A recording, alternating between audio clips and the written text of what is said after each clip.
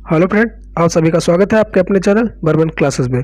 Friends, बाल मनोविज्ञान CDP के 30 मोस्ट इंपॉर्टेंट क्वेश्चन लेके आए हुए हैं। हम आपको बता दें कि हमारे चैनल बर्मन क्लासेस में बाल मनोविज्ञान के सिद्धांतों की श्रृंखला चल रही है, जिसे देखना बिल्कुल ना भूलें। फ्रेंड्स, बर्मन क्लासेस में विजिट करें और प्लेलिस्ट में जाकर जरूर देखें, खुद को परखें और जानें कितनी मेहनत की और ज़रूरत है। चलिए सीधे चलते हैं समय न बर्बाद करते हुए अपनी क्वेश्चन की ओर।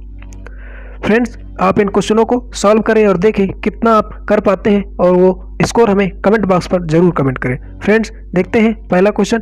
अधिगम में प्रभाव का नियम किसने दिया? Option A Pavlov, option B Skinner, option C Watson और ऑप्शन डी थॉर्नडाइक। तो फ्रेंड्स, हम जानते हैं कि थॉर्नडाइक ने अधिगम में सीखने के मुख्यतः 3 नियम दिए थे। पहला तत्परता का नियम, दूसरा व्यवहार का नियम और तीसरा अभ्यास का नियम। तो friends, option number D is the right answer. Friends, आगे बढ़ेंगे। वह मापनी जिसमें अंतराल के समय गुण के साथ परम शून्य भी हो कहलाती है। ऑप्शन देखते हैं। ऑप्शन ए नामित मापनी, ऑप्शन बी क्रम सूचक मापनी, ऑप्शन सी अंतराल मापनी और ऑप्शन डी अनुपात मापनी। तो फ्रेंड्स, हम आपको बता दें कि मापन के मुख्य रूप से 4 प्रकार होते हैं। शाब्दिक या नामित मापनी, ऑप्शन दूसरा क्रमिक मापनी और तीसरा अंतराल मापनी, चौथा अंतिम अनुपात मापनी। तो फ्रेंड्स, अनुपात मापनी मापन का वह प्रकार होता है जिसमें अंतराल मापनी के समस्त गुणों के साथ साथ परम शून्य भी होता है। यानी अनुपात मापनी में हमारा परम शून्य होता है और इन तीनों में परम शून्य नहीं होता, अर्थात option number D is the right answer. Friends, आगे बढ़ेंगे। फ्राइड के अनुसार हमारे मूल्यों पर आंतरिकीकरण क्या होता है? इदम में होता है, अहम में या पराहम में या परिस्थितियों में? तो फ्रेंड्स, इदम अहम पराहम क्या होता है वो समझिए। फ्राइड के अनुसार इदम व्यक्ति को अपनी दमित इच्छाओं की पूर्ति के लिए उकसाता है, जबकि पराहम सुपर ईगो सामाजिक मान्यताओं व परंपराओं के अनुरूप कार्य करने की प्रेरणा देता है। और फ्रेंड्स, जो अहम होता है वह इन दोनों के मध्य सामंजस्य स्थापित करता है, अर्थात इसका option number C is the right answer. क्योंकि हमसे पूछा गया है कि फ्राइड के अनुसार हमारे मूल्यों का आंतरिकीकरण होता है, यानी हमारी मूल्यों की जब बात आती है तो वह सामाजिक मूल्य होते हैं और वह परा अहम के अंतर्गत आते हैं। तो option number C is the right answer. आगे बढ़ेंगे, देखते हैं। व्यवहारवादी ... ने कहा कि मुझे नवजात शिशु दे दो, मैं उसे डॉक्टर, वकील, चोर या जो चाहूँ बना सकता हूँ। तो फ्रेंड्स, यह अमेरिकी मनोवैज्ञानिक वाटसन का कहना है कि मुझे आप नवजात शिशु दे दो, मैं उसे डॉक्टर, वकील, चोर या जो चाहूँ बना सकता हूँ। फ्रेंड्स, आप जानते हैं कि नवजात शिशु एक कोरे कागज की तरह होता है, उसे आप जैसे चाहे वैसे ढाल सकते हैं। तो यह प्रसिद्ध मनोवैज्ञानिक वाटसन का कथन है कि मुझे नवजात शिशु दे दो, मैं उसे डॉक्टर, वकील, चोर या जो चाहूँ बना सकता हूँ, अर्थात इसका option number C is the right answer. Friends, आगे बढ़ेंगे, देखेंगे क्वेश्चन नंबर 5वां। ध्यान आकर्षित होने में ... की प्रमुख भूमिका होती है, यानी ध्यान आकर्षित करने में सबसे अधिक भूमिका किसकी होती है? ऑप्शन ए उद्दीपन की तीव्रता, ऑप्शन बी उद्दीपन की उपदेयता, ऑप्शन सी उद्दीपन की विश्वसनीयता और ऑप्शन डी उद्दीपन की सक्रियता। तो फ्रेंड्स, उद्दीपन की जो तीव्रता होती है तो वह ध्यान आकर्षित करने में अधिक रोल निभाती है। यानी फ्रेंड्स, उद्दीपन की तीव्रता जितनी ज़्यादा होती है, व्यक्ति ना चाहते हुए भी उसकी तरफ उतना ज़्यादा आकर्षित होता है। अब फ्रेंड्स, उद्दीपन क्या होता है तो वह भी आप समझ लीजिए कि उद्दीपन होता है मनोविज्ञान में इंद्रियों द्वारा पकड़े जाने योग्य किसी भी परिवर्तन को उद्दीपन कहते हैं। यानी इंद्रियों द्वारा जो भी हम कार्य करते हैं और उनमें जो भी परिवर्तन होता है वह हमारा उद्दीपन कहलाता है। फ्रेंड्स, तो इसका option number A is the right answer. आगे बढ़ेंगे, अगला क्वेश्चन देखेंगे। ... छात्र में रुचि उत्पन्न करने की कला है, यानी छात्र में रुचि उत्पन्न करने की कला कौन सी होती है? तो फ्रेंड्स, जब हम किसी छोटे बच्चे को कुछ सिखाते हैं या किसी को भी कुछ सिखाते हैं तो हम उसे कोशिश करते हैं कि सबसे ज़्यादा मोटिवेट रख सकें, और हमारी प्रेरणा ही छात्र में रुचि उत्पन्न करने की कला होती है। तो फ्रेंड्स, ध्यान करने की आकर्षित दशा की में रुचि, हमारी जो प्रेरणा होती है वही मोस्ट इम्पॉर्टेंट होती है। फ्रेंड्स, आगे बढ़ेंगे, क्वेश्चन नंबर 7वां देखेंगे। फ्राइड के अनुसार ग्रहण किए या सीखे हुए तथ्यों को धारण करने की पुनः स्मरण करने की असफलता को विस्मरण कहते हैं। यह भी ठीक है, परंतु हम आगे और ऑप्शन देखते हैं। ऑप्शन बी, विस्मरण का अर्थ है किसी समय प्रयत्न करने पर भी किसी पूर्व अनुभव का स्मरण करने या पहले की सीखी हुई किसी कार्य को करने की असफलता। तो यह भी ठीक है, परंतु और आगे देखते हैं। विस्मरण वह प्रवृत्ति है जिसके द्वारा दुखद अनुभवों को स्मृति से अलग कर दिया जाता है। तो फ्रेंड्स, यही इसका सही उत्तर है, क्योंकि फ्रायड ने कहा है कि विस्मरण वह प्रवृत्ति है जिसके द्वारा दुखद अनुभवों को स्मृति से अलग कर दिया जाता है।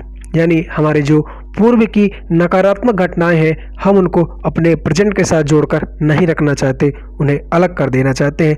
तो option C number is the right answer. Friends, आगे बढ़ेंगे। एसओआर किसके द्वारा प्रस्तावित किया गया? तो फ्रेंड्स, एसओआर जो होता है, तो एसओआर का फुल फॉर्म आप जान लीजिए कि स्टिमुलस ऑर्गेनिज्म रिस्पांस, यानी अमेरिकी मनोवैज्ञानिक वुडवर्थ के द्वारा प्रस्तावित किया गया है। तो इसका option number B is the right answer. Friends, आगे बढ़ेंगे। ध्यान केंद्रित करने की आंतरिक दशा होती है। ऑप्शन ए, अवधि। फ्रेंड्स, आप क्वेश्चन को जरूर अच्छे से पढ़ा करें, क्योंकि जब तक आप क्वेश्चन को अच्छे से नहीं पढ़ेंगे तब तक आप ऑप्शंस को ध्यान नहीं दे पाएंगे और सही उत्तर का चयन नहीं कर पाएंगे। तो फ्रेंड्स, ध्यान को केंद्रित करने की आंतरिक दशा होती है। फ्रेंड्स, जानते हैं कि ध्यान केंद्रित कब होता है? जब कोई बच्चा किसी कार्य में रुचि लेने लगता है, यानी ध्यान केंद्रित करने की आंतरिक दशा रुचि होती है। व्यक्ति की रुचि जिस कार्य में जितनी अधिक होती है, वह उस कार्य को अधिक मन लगाकर करता है और उसमें अधिक आनंद की प्राप्ति करता है। तो फ्रेंड्स, हम जानते हैं कि ध्यान केंद्रित करने की आंतरिक दशा हमारी रुचि ही होगी। फ्रेंड्स, आगे बढ़ते हैं। एक परिस्थिति में अर्जित ज्ञान दूसरी परिस्थिति में उपयोग कहलाता है, यानी आज सीखा हुआ ज्ञान कल हम किस प्रकार प्रयोग करते हैं वह क्या होगा। यानी हम एक जगह की वस्तु को दूसरी जगह तक ले जाते हैं तो क्या करते हैं, यानी हम स्थानांतरण करते हैं, उसका एक स्थान से दूसरी स्थान की ओर ले जाना। तो वैसे ही हमारा एक परिस्थिति में अर्जित ज्ञान दूसरी परिस्थितियों में उपयोग सीखने का स्थानांतरण कहलाता है। तो option B number is the right answer. Friends, आगे बढ़ेंगे। अनुभव द्वारा व्यवहार में परिवर्तन कहलाता है।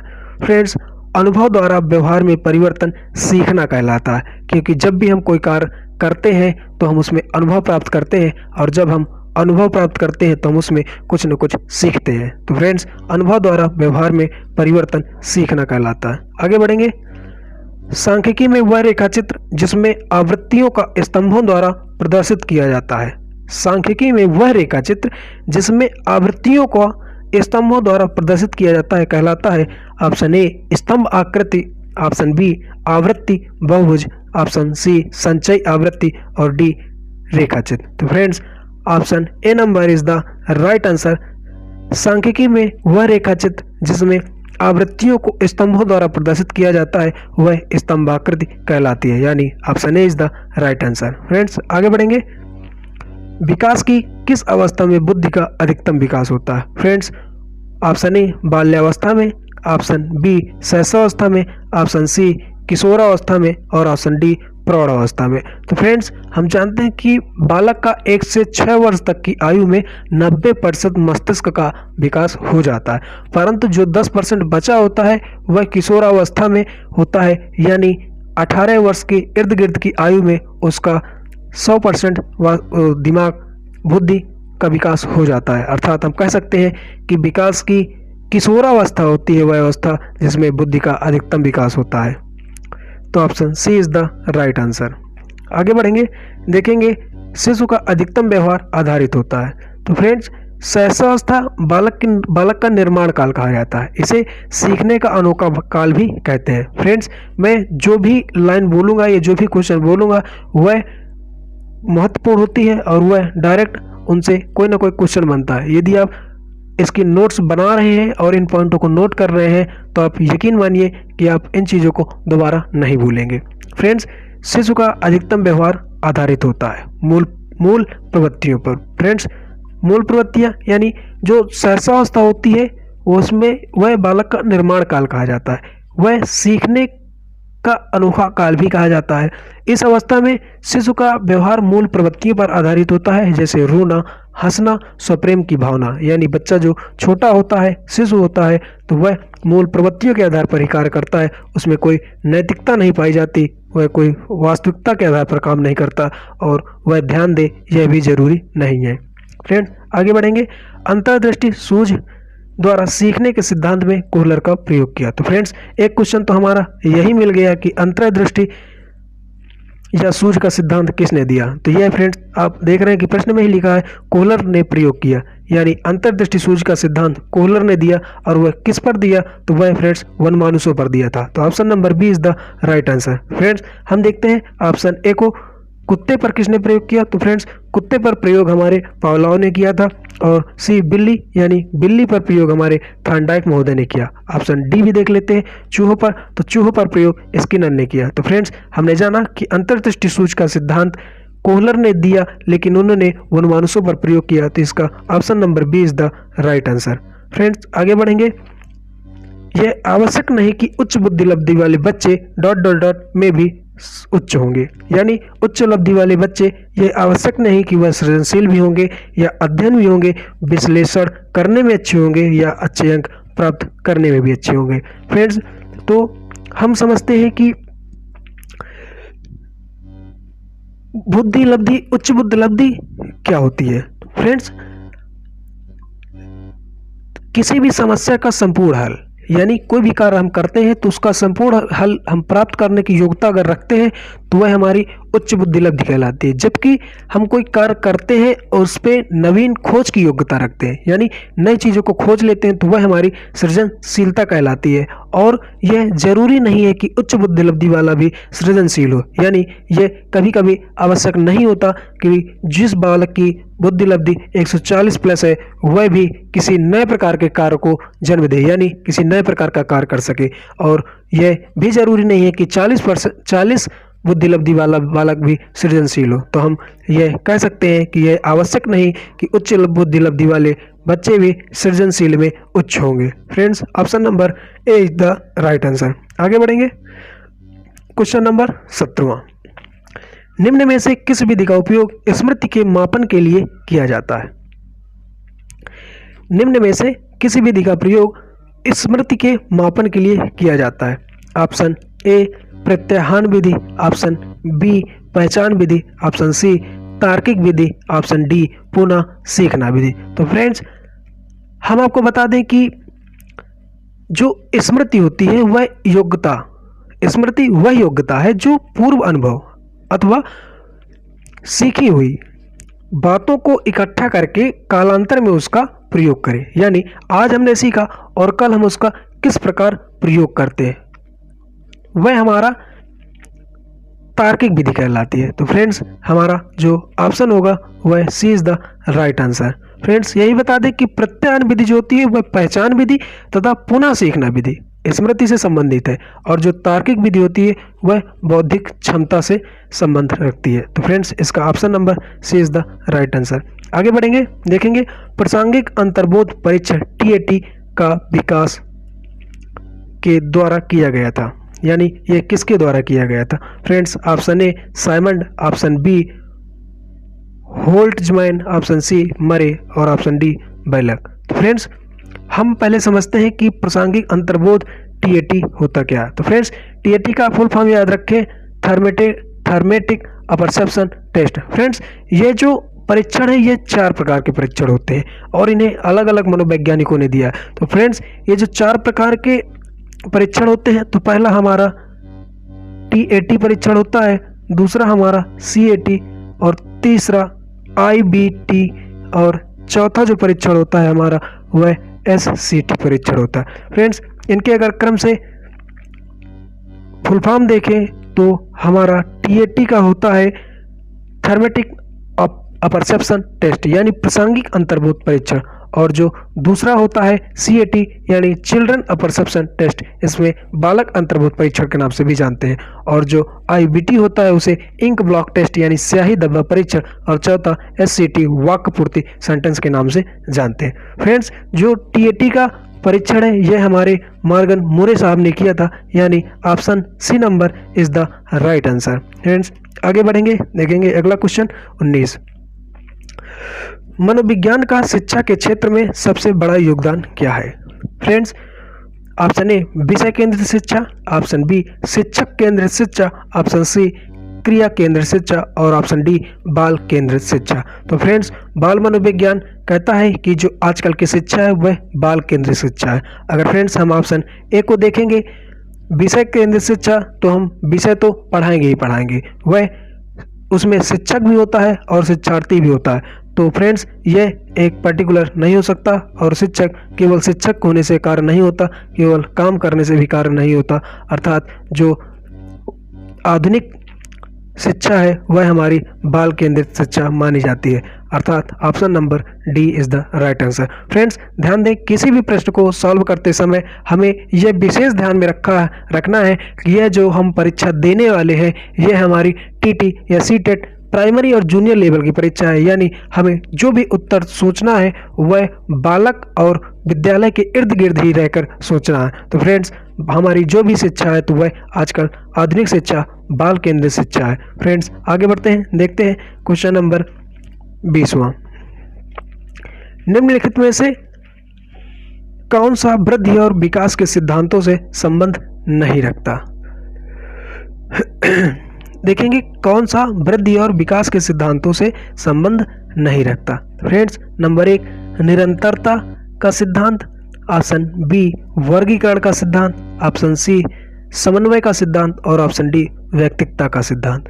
तो फ्रेंड्स, इसमें हम जानते हैं कि वृद्धि का विकास सतत चलने वाली एक प्रक्रिया होती है जो बालक को असहाय शिशु से आत्मनिर्भर से प्रौढ़ बनाती है। यानी शिशु जब छोटा होता है तो वह असहाय होता है और उसको प्रौढ़ तक बनाने का कार्य कौन करता है? वृद्धि एवं विकास, जो ऐसी प्रक्रिया है जो सतत चलती ही रहती है।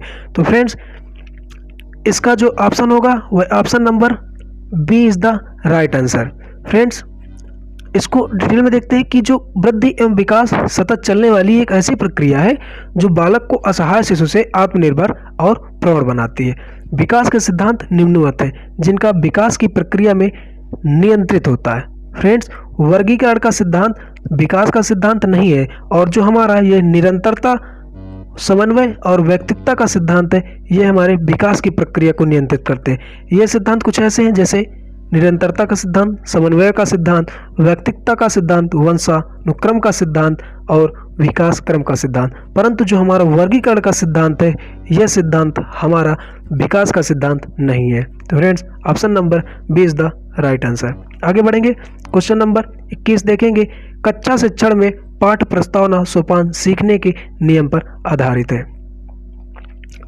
कक्षा शिक्षण में पाठ प्रस्तावना सोपान सीखने के किस नियम पर आधारित है?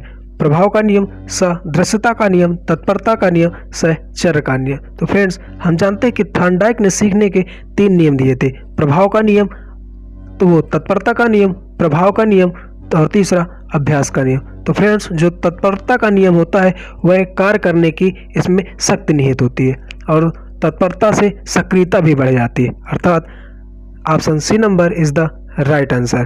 कक्षा शिक्षण में पाठ प्रस्तावना सोपान सीखने के नियम तत्परता पर आधारित होते हैं। फ्रेंड्स, आगे बढ़ेंगे, देखेंगे अगला क्वेश्चन। सम प्रत्यय निर्माण का प्रथम सोपान।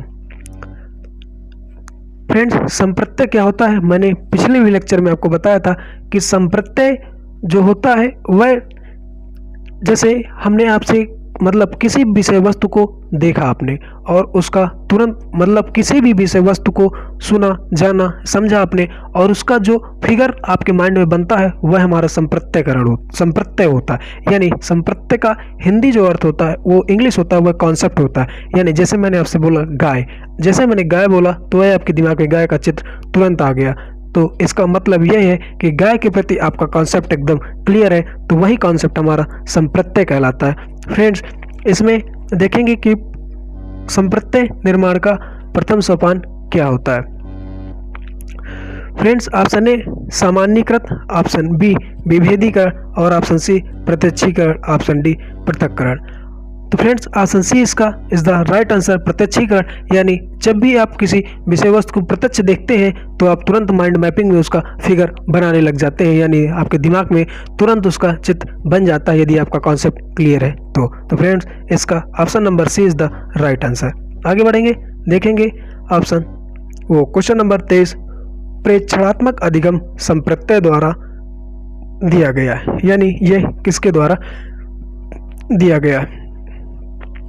तो फ्रेंड्स प्रेक्षणात्मक को हम समझते हैं कि प्रेक्षणात्मक क्या होता है। फ्रेंड्स प्रेक्षणात्मक होता है कि संवेदना के पश्चात दूसरी क्रिया, मतलब संवेदी क्रिया जैसे देखना, सुनना, सूंघना, छूना आदि, इनके बाद जो भी क्रिया होती है, हमने किसी वस्तु को देखा उसके बाद कौन सी क्रिया हुई, यानी वह प्रत्यक्षीकरण होता है। हमने सुना उसके बाद क्या क्रिया हुई, वह प्रत्यक्षीकरण होता है। हमने किसी चीज़ को छुआ उसके बाद क्या हुआ, वह प्रत्यक्षीकरण होता है। यानी संवेदना के पश्चात जो दूसरी क्रिया होती है वह हमारी प्रत्यक्षीकरण कहलाती है। तो फ्रेंड, और संप्रत्यय मैंने आपको बताया है कि किसी वस्तु को देखने पर आपके मस्तिष्क में बनने वाला चित्र संप्रत्यय कहलाता है, यानी कॉन्सेप्ट कहलाता है। और फ्रेंड्स ये देखते हैं, option A Tolman, option B Bandura, option C Thorndike और ऑप्शन डी कोहलर। तो फ्रेंड्स आप जानते हैं कि कोहलर ने सूझ अंतर्दृष्टि का सिद्धांत दिया था जो वनवानुषों पर प्रयोग किया था, और थॉर्नडाइक ने सीखने के नियम दिए थे, तत्परता का नियम, प्रभाव का नियम, अभ्यास का नियम। और फ्रेंड्स प्रेक्षणात्मक अधिगम संप्रत्यय का जो सिद्धांत दिया था वह हमारे बंडूरा साहब ने दिया था। तो फ्रेंड्स इसका B number is the right answer. आगे बढ़ेंगे, देखेंगे क्वेश्चन नंबर 24। उदाहरण निरीक्षण, विश्लेषण, वर्गीकरण, नियमीकरण निम्नलिखित में से किसके सोपान है। फ्रेंड्स फिर से क्वेश्चन को पढ़ते हैं। उदाहरण निरीक्षण, विश्लेषण, वर्गीकरण, नियमीकरण निम्नलिखित में से किसके सोपान है। ऑप्शन ए निगमन विधि, ऑप्शन बी आगमन विधि और ऑप्शन सी अंतर्दर्शन विधि, ऑप्शन डी बहिर्गमन विधि। तो फ्रेंड्स इसका option number B is the right answer, क्योंकि उदाहरण निरीक्षण, विश्लेषण, वर्गीकरण, नियमीकरण का सोपान आगमन विधि के अंतर्गत ही आता है, अर्थात इसका option number B is the right answer. आगे बढ़ेंगे, आगे देखते हैं क्वेश्चन नंबर 25। अवधान के अतिरिक्त अथवा व्यक्तिनिष्ठ निर्धारक है, यानी अवधान के अतिरिक्त व्यक्तिनिष्ठ निर्धारक क्या क्या है। ऑप्शन ए रुचि लक्ष्य अभिव्यक्ति, ऑप्शन बी उद्दीपक वस्तु प्रविधि, ऑप्शन सी प्रकाश ध्वनि गंध, ऑप्शन डी दंड प्रोत्साहन विधि। फ्रेंड्स हम देखेंगे कोई भी क्वेश्चन सॉल्व करते हुए अगर कहीं नकारात्मक बिंदु आते हैं तो हम उसे सबसे पहले काट जाते हैं। हम देखते हैं कि बालक को कभी दंड हमें नहीं देना। फ्रेंड्स गंध का कोई मतलब नहीं, उद्दीपक वस्तु प्रविधि भी कुछ हद तक सही है, परंतु हम देखेंगे कि जब बालक किसी कार्य में रुचि लेता है तो अपने लक्ष्य की ओर कार्य करने के लिए अग्रसर होता है और वह जो भी कार्य करता है वह हमारा अभिवृत्तियाँ कहलाती हैं। आगे बढ़ना फ्रेंड्स, आगे देखते हैं हम। तो फ्रेंड्स आपने देखा कि इसका 25 नंबर का हमारा option number A is the right answer. आगे बढ़ेंगे, देखेंगे क्वेश्चन नंबर 26। बाल मनोविज्ञान का क्षेत्र है केवल शैशवावस्था की विशेषताओं का अध्ययन करना। तो फ्रेंड्स बाल मनोविज्ञान जानते हैं आप कि बालक के गर्भाधान से लेकर किशोरावस्था तक का अध्ययन होता है, यानी केवल शैशवावस्था की विशेषताओं का अध्ययन बिल्कुल नहीं होगा, केवल गर्भावस्था का अध्ययन हो यह भी जरूरी नहीं है, केवल बाल्यावस्था का अध्ययन हो यह भी जरूरी नहीं है। अतः option number D is the right answer. गर्भावस्था से किशोरावस्था तक का अध्ययन हमारा बाल विकास का अध्ययन कहलाता है। फ्रेंड्स आगे बढ़ेंगे। वह अवस्था जो कि माता के 21वें गुणसूत्र जोड़े से अलग ना हो पाने के कारण कहलाती है। फ्रेंड्स फिर से पढ़ेंगे, यह मोस्ट इंपॉर्टेंट क्वेश्चन है, यह कई बार परीक्षाओं में पूछा गया है और यह बार बार पूछा जाएगा। फ्रेंड्स तो इस क्वेश्चन को आप विशेष ध्यान देंगे कि वह अवस्था जो कि माता के 21वें गुणसूत्र जोड़े के अलग ना हो पाने के कारण होती है वह कहलाती है। Option A Down syndrome, option B Klinefelter syndrome, option C Turner syndrome और option C D Wilson syndrome. तो फ्रेंड्स मैं आपको बता दूं कि जो डाउन सिंड्रोम होता है यह एक आनुवांशिक या क्रोमोसोम जनित विकार होता है और फ्रेंड्स जो जीवन पर्यंत चलता रहता है। फ्रेंड्स ये आनुवांशिक परिवर्तन शारीरिक विकास और मस्तिष्क के विकास की गति को धीमा करता है। फ्रेंड्स यानी जब भी कोई बालक जन्म लेता है तो वह 23 क्रोमोसोम का सेट अपने पिता से और 23 क्रोमोसोम्स का सेट अपनी माता से प्राप्त करता है तथा जो डाउन सिंड्रोम से पीड़ित बालक होगा वह एक अतिरिक्त यानी 21वीं क्रोमोसोम उसमें आ जाता है जिससे उसके शरीर में क्रोमोसोम की संख्या 46 से बढ़कर 47 हो जाती है। अर्थात option number A is the right answer यही है कि वह अवस्था जो माता के 21वें गुणसूत्र जोड़े के अलग न हो पाने का कारण प्राप्त होती है। फ्रेंड्स आगे बढ़ेंगे, क्वेश्चन नंबर 28 देखेंगे, कोहलवर्ग के नैतिक किस अवस्था में नैतिकता बाह्य कारणों द्वारा निर्धारित होती है।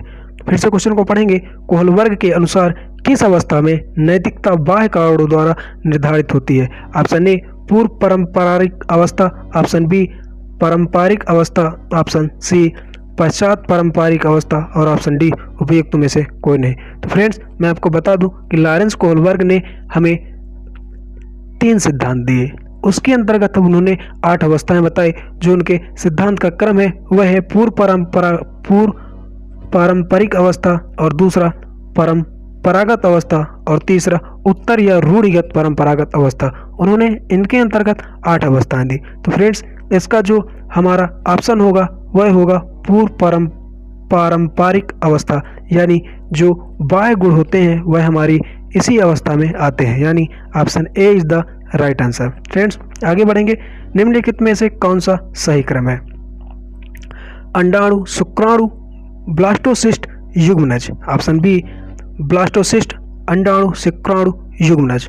ऑप्शन सी ब्लास्टोसिस्ट, युग्मनज, अंडाणु, शुक्राणु। ऑप्शन डी अंडाणु, शुक्राणु, युग्मनज या ब्लास्टोसिस्ट। फ्रेंड्स आप सही उत्तर पकड़ने का प्रयास करें। तो फ्रेंड्स आपने सोचा होगा, फिर भी मैं आपको बता दूं कि जो इसका सही क्रम होता है वह होता है अंडाणु, शुक्राणु, युग्मनज, ब्लाज्मोसिस्ट, यानी ऑप्शन डी इज द इसका राइट आंसर। फ्रेंड्स अगर हम समझते हैं कि ये किस प्रकार सही है। फ्रेंड्स वह प्रक्रिया निषेचन से संबंधित होती है, यानी ये जो प्रक्रिया होती है हमारी ये निषेचन से संबंधित है। और फ्रेंड्स हम जानते हैं कि जब गर्भाधान किया जाता है या गर्भाधान के दौरान सर्वप्रथम अंडाणु और शुक्राणु आपस में मिलते हैं। तो फ्रेंड्स सर्वप्रथम हम अंडाणु और शुक्राणु को ही सर्वप्रथम मिलाएंगे, क्योंकि निषेचन में सबसे पहले यही मिलते हैं और इसके बाद युग्मनज का निर्माण होता है। और जब युग्मनज का निर्माण होता है तब ब्लास्टोसिस्ट का होता है, यानी शिशु का निर्माण फिर शुरू हो जाता है। फ्रेंड्स इसलिए option number D is the right answer. आगे बढ़ेंगे, क्वेश्चन नंबर 30वां और आज का अंतिम प्रश्न देखेंगे, अंतर्मुखी, बहिर्मुखी तथा उभयमुखी व्यक्तित्व का वर्गीकरण किसके द्वारा किया गया। तो फ्रेंड्स ऑप्शन ए देखेंगे Kretschmer, option B Jung, option C Sheldon, option D Watson. तो फ्रेंड्स इसका राइट आंसर होगा ऑप्शन नंबर बी युंग, यानी युंग हमारे स्विट्जरलैंड के मनोवैज्ञानिक है। फ्रेंड्स ध्यान दीजिए, युंग हमारे स्विट्जरलैंड के मनोवैज्ञानिक है। इन्होंने कुल 3 प्रकार के हमें मतलब इन अंतर्मुखी, बहिर्मुखी तथा उभयमुखी ये जो व्यक्तित्व है इनको इन्होंने 3 भागों में बांटने का कार्य हमारे युंग साहब ने किया था, जो स्विट्जरलैंड के निवासी। फ्रेंड्स ऐसे ही ये तीनों क्वेश्चन 30 क्वेश्चन परीक्षाओं में आए हुए प्रश्न हैं और ये बार बार पूछे जाते हैं और पूछे जाते भी रहेंगे। तो फ्रेंड्स आप एक बार पुनः वीडियो को देखें जिससे आपको आसानी से समझ में आए। फ्रेंड्स आपको वीडियो पसंद आया हो तो लाइक करें और अगर नहीं भी आया तो अनलाइक करें और हमें कमेंट करके ज़रूर बताएं, जिससे आने वाली वीडियो में हम आपके लिए और अच्छा प्रयास कर सकें। और अभी तक आपने चैनल को सब्सक्राइब नहीं किया तो बर्मन क्लासेस को सब्सक्राइब कर लें और बेल आइकन दबाना बिल्कुल ना भूलें, जिससे आने वाला नोटिफिकेशन सबसे पहले आप तक पहुँचे। Thank you class.